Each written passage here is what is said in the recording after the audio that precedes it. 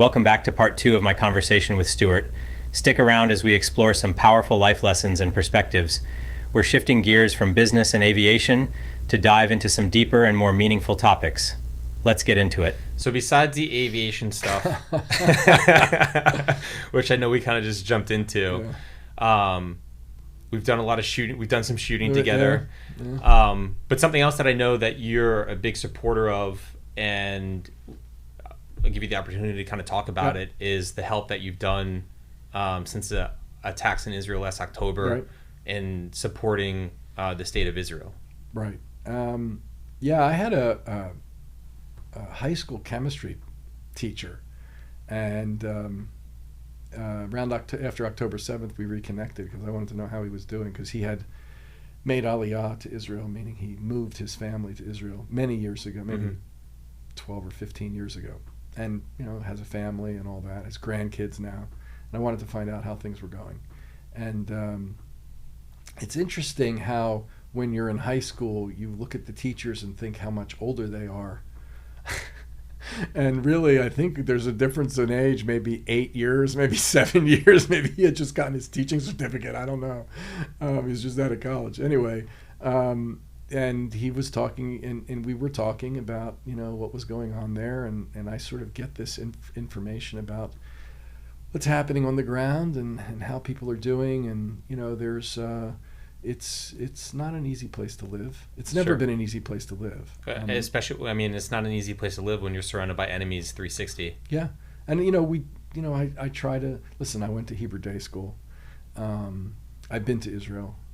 Some of my friends are, have always told me, if I go to Israel, people carry guns. Yeah. I actually feel safer when I see soldiers with guns. Yeah.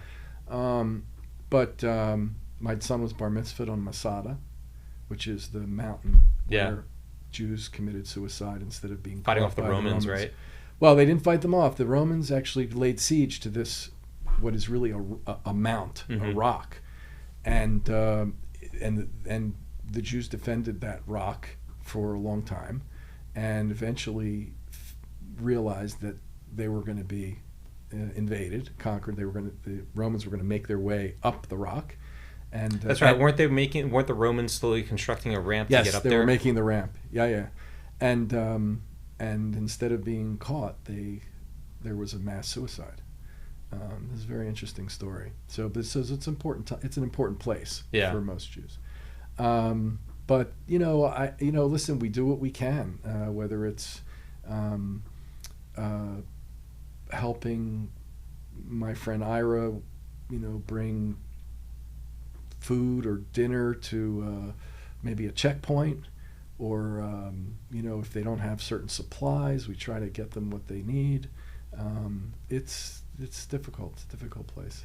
No, for sure. Time. It's I find the work that you do supporting whoever you can over there through Ira interesting, because from my experiences traveling around and being in Iraq and Afghanistan in my military service, so many people here in the United States, I think, take for granted what we have here and forget the struggle that's over there. Mm-hmm. And it's I think it's eye-opening for a lot of people to realize, like, oh wow, people are still launching rockets and shooting at people. That's still going on, and it's a shame that people don't realize that what we have here, life is so good here, and people want to come here because it's so secure, because we're gonna go get our enemies. Like, if people forget about 9/11. People forget that Israel is still being attacked. People forget that there's still people that want to destroy Western society.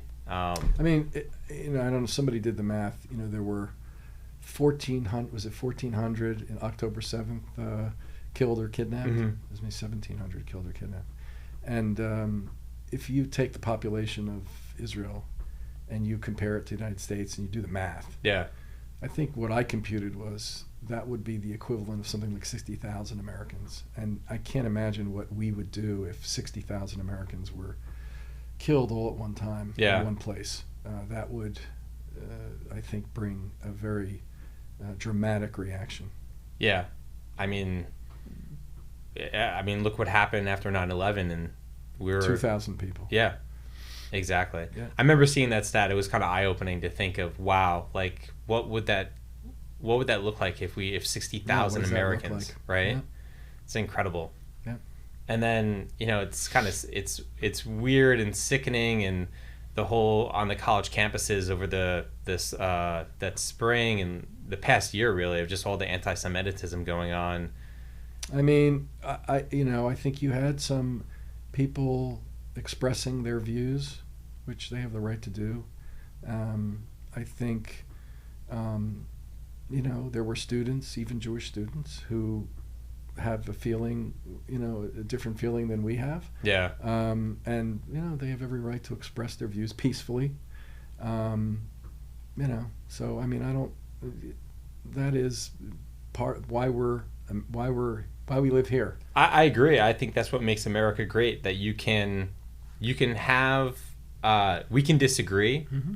but we don't have to go to blows about it. No. And it's this understanding, which is also known as the Constitution and the Mm-hmm. law, that you can have your freedom of speech, you can talk about what you want to talk about, but once you start to cross that line, Mm-hmm. right, of like, what was the Supreme Court kind of ruling or explaining of it? If you yell fire in a crowded theater in Mm-hmm. order to cause Mm-hmm. harm, right? I was a law major at West Point. Yeah, that's so. okay. So I mean, it's when you have some outside influences Yeah. that are penetrating some of these organizations. Yeah. Where you're not necessarily getting the,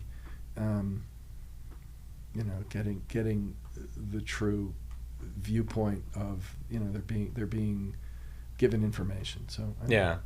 I mean, I know tough. when there were NFL, when it became a thing of taking a knee during the Yep. national anthem, Yep. I had some family members like, man, doesn't that just fucking piss you off? Like, they should get fired. And I said, well, to be honest, listen, that's their right. Like, because they're an American, because we live in America, if you want to take a knee during the national anthem, you can. Yeah, I mean, listen, that was a public relations nightmare for the NFL and for whatever other sports organizations. But it didn't, I mean, okay, he's expressing himself. Okay. Now, there's second and third order effects to expressing yourself. And that's the that's the other end of that conversation, right? Like, yes, you can take a knee, you can burn the flag, but just understand that you're probably not gonna. There's going to be repercussions, and there's other effects, right? And maybe in modern day society, we're too focused on ourselves and in the news clip or what's going on to understand like there's a bigger picture going on. Yeah. I mean, and that that gets to money also, which is it was affecting the NFL's viewership and following, and yes, there's an effect. Yeah, that's an individual right that that whoever is exercising that is affecting the organization that he's affiliated with. Yeah. So that's the price. Yeah, exactly. And everything, freedom has a price. Obviously, there's a struggle for that, and you have to pay a price for everything. You mentioned your podcast. I had no idea until you mentioned that right now on my podcast that you have a podcast as well. Doesn't everybody have a podcast? It's funny. That was one of my biggest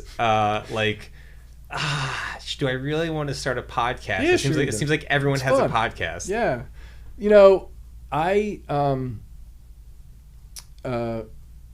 I started the podcast quite a while back. It was called Plain Talk Radio. Okay. And my objective was to really educate people about aircraft transactions, because that's what I was doing. So the first few shows were about aircraft transactions, and we started getting into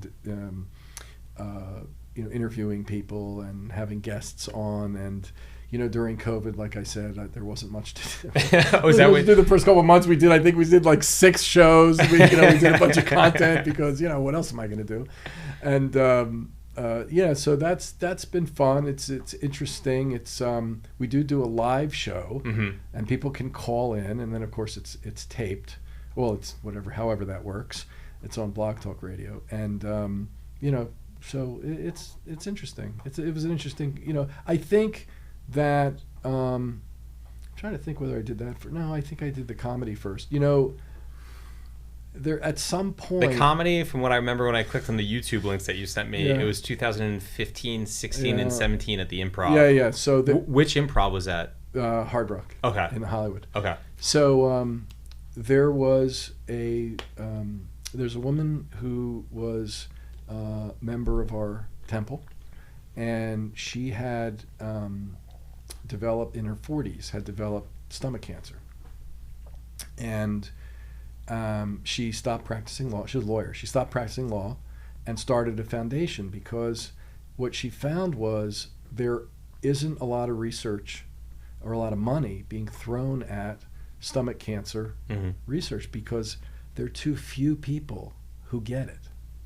And so the demand for that is, it's like silly because a life is a life, But she was able to, it's called Debbie's Dream Foundation for stomach cancer. And yes, you should contribute if you can. But it's still going on now. She had, I think it was stage 4, and she was in remission for a good 7 to 10 years. And during that time, she built this foundation. She actually got money from the government, grants and whatever. And they gave grants and they have events and this and that. And one of the events they have is a comedy event, because when she was going through chemo, before she was in remission, when she was going through chemo, she would go to the Improv to get a few laughs because she was feeling shitty. Yeah. And that sort of boosted her morale. And so what she decided was to do a night of laughter. And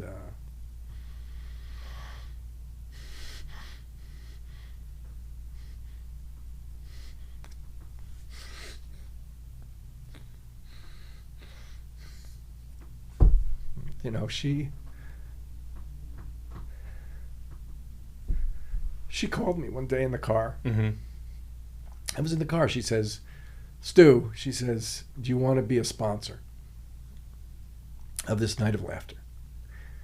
And I was like, all right, what does that entail? Well, there are different levels of sponsorship, whatever. And if you contribute such and such amount of money, it's a few $1,000s, you can have 7 minutes, you can do stand-up.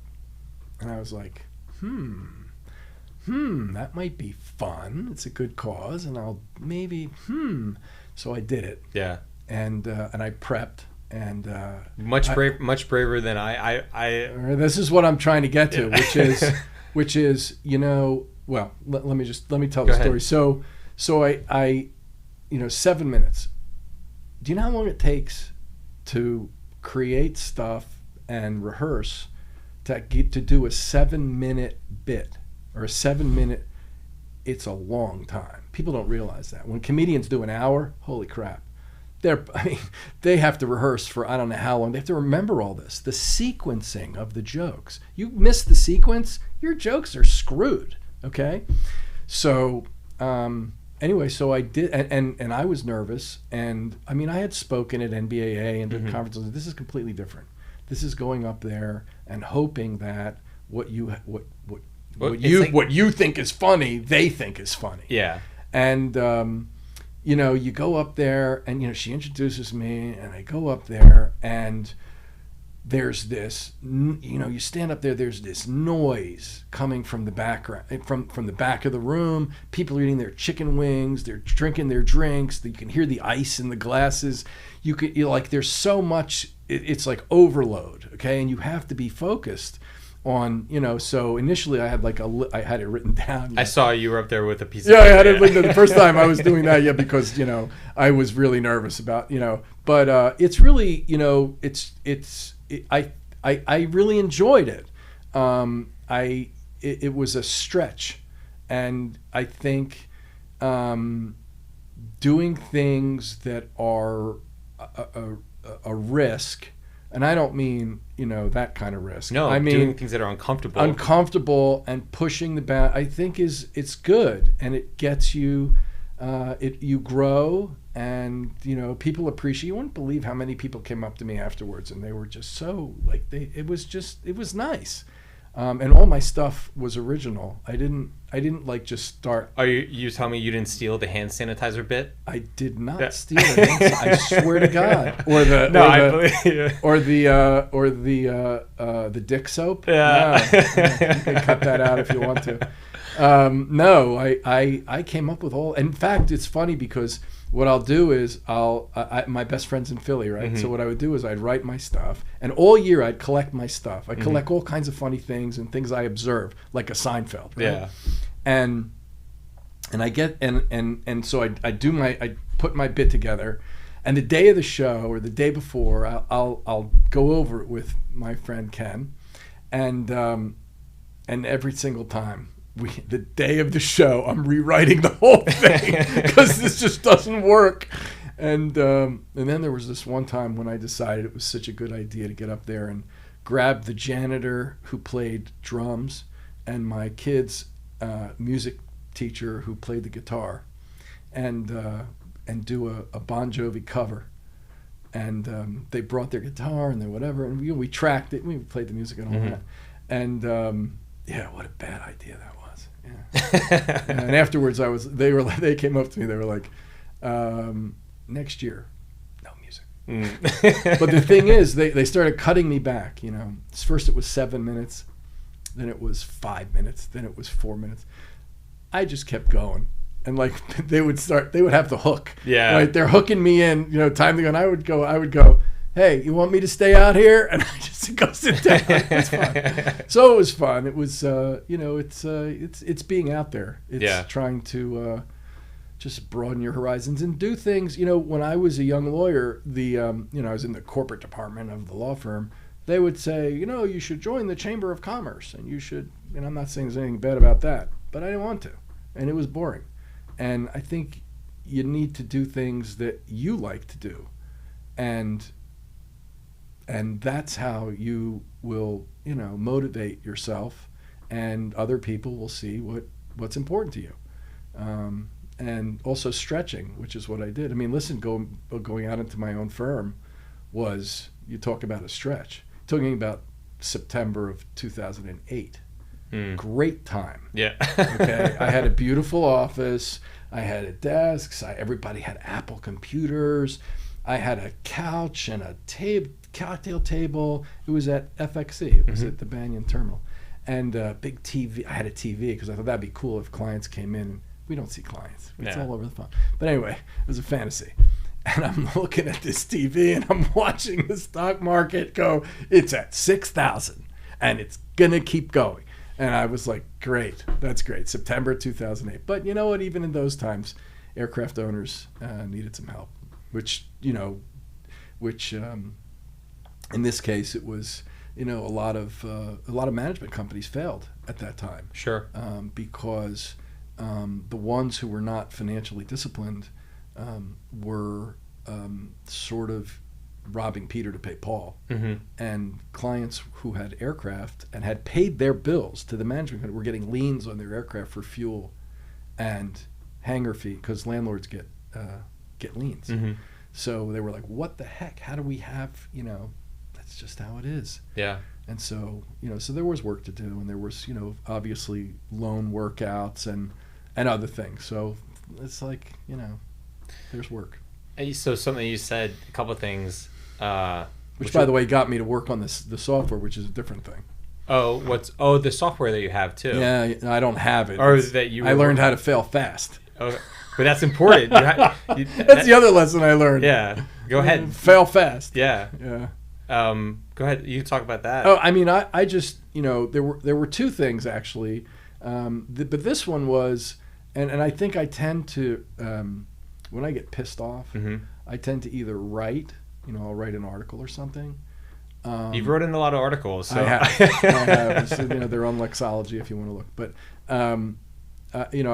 I write, or I'll do a client a notice or whatever, and then I get creative, and I had come up with this system where an owner could have real transparent visibility on what the expenses were on their aircraft, and could see on a minute by minute basis what the balances were.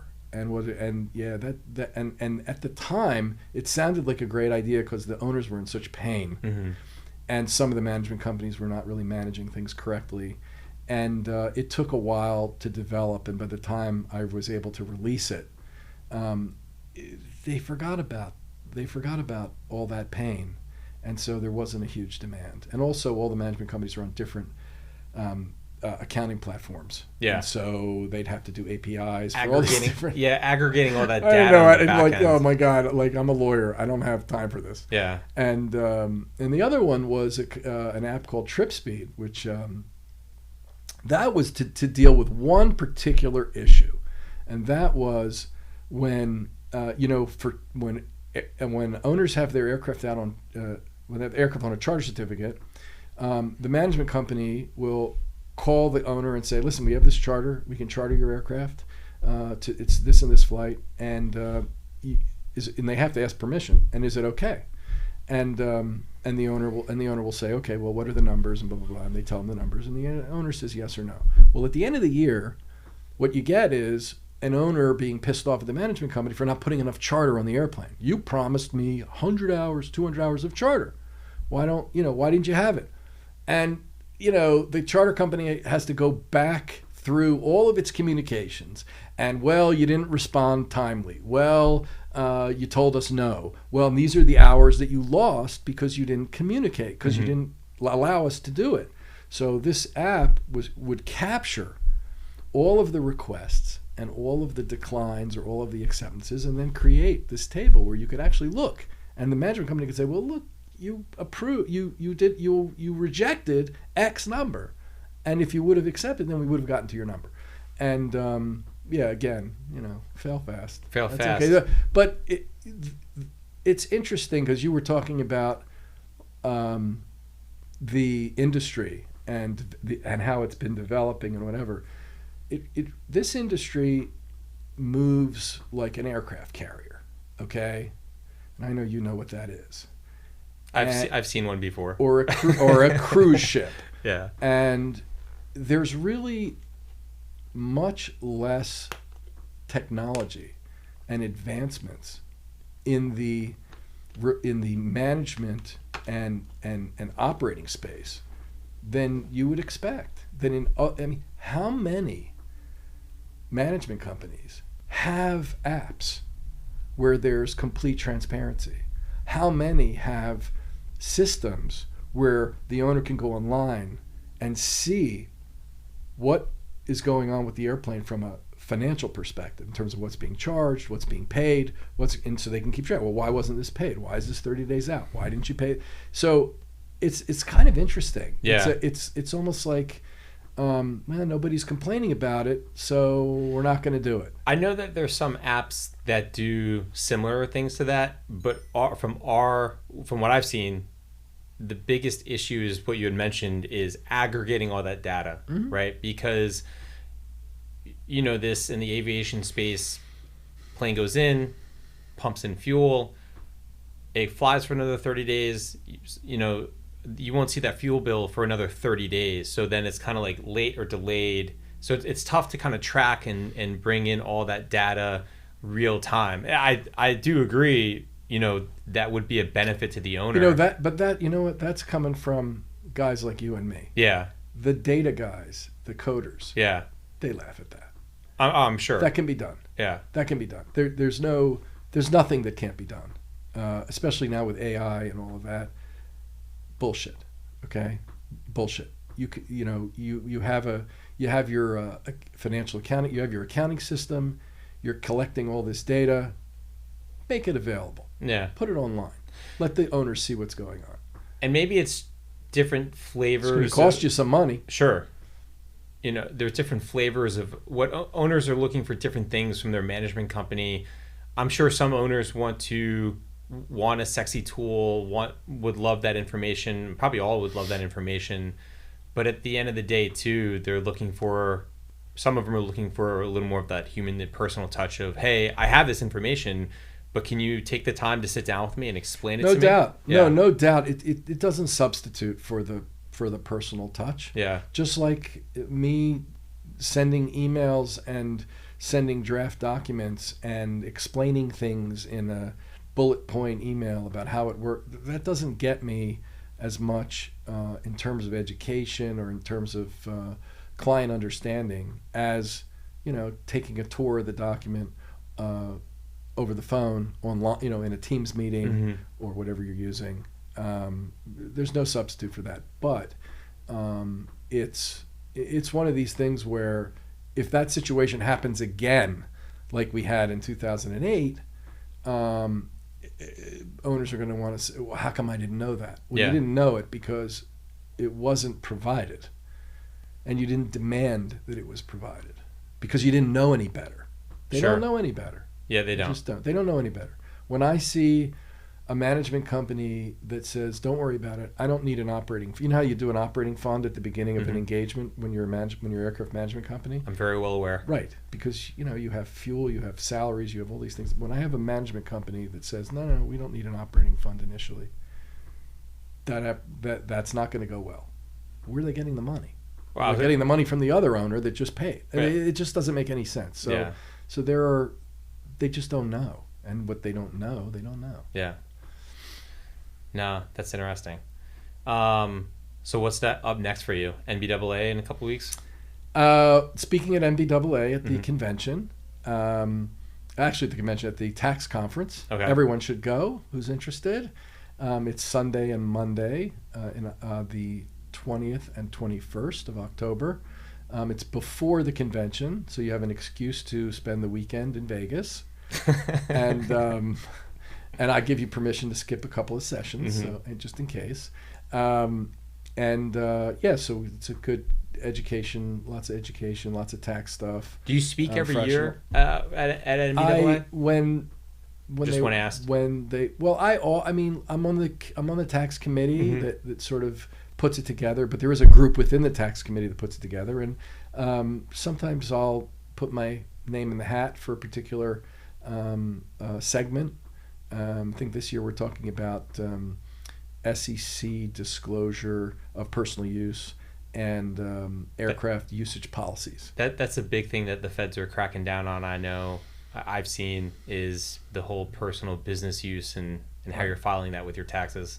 Well, it's the disclosure with the SEC and in your 34 Act filings when you're a public company, because shareholders have a right to know what you're spending your money on, especially when it comes to personal use.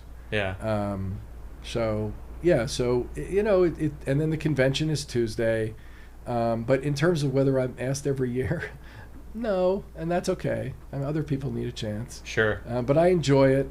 My feeling is they usually put me the last on the second day, because they want to keep people there. Yeah. Well, no one, and maybe it's every convention. 4 people out there. Every convention, every industry. Day one, everyone's there, hustling and bustling and shaking hands. And are you going to this cocktail party? Are you going to this dinner? That's great. Right. And then by the last day, no one's there. Right. And most of the interaction is done either if you're walking the floor in the convention. Yeah. In the convention center. Or if you're, going to the different events, the parties, and all that, that's where you see people and meet people. And yeah, that's the biggest thing for all that. I've experienced that when I was doing the IT stuff, aviation especially. We like to drink in this industry. Yeah. I'm not a big drinker, but I do like to, I like to laugh and have fun. And meet different people, and it's fun. No, even awesome. people that I don't recognize. Yeah. But but like you said, how you started this is you're gonna have a lot of people come up to you and say, "Stu, it's me." Yeah, it's me. Yeah. I have to. I'm not sure how you do it. Yeah. You have to put on a good face for it.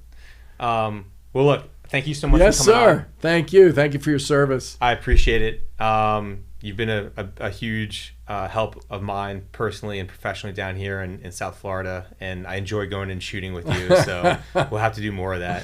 That'd be great. But this has been great, and looking forward to seeing you out in Vegas. Okay. Awesome. Thank you. Appreciate it. That's a wrap for today's episode. Huge thanks to Stewart Lapayowker for joining us. Be sure to subscribe, share, and tune in next time for more inspiring conversations.